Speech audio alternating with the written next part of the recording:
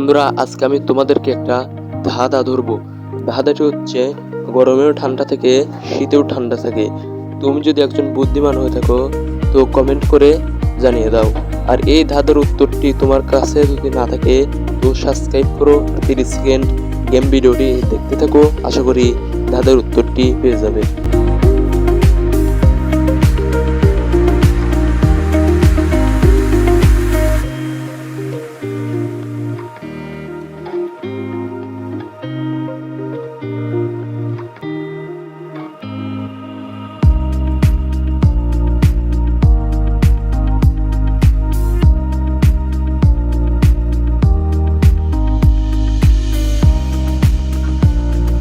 বন্ধুরা, 30 সেকেন্ড হয়ে গেছে।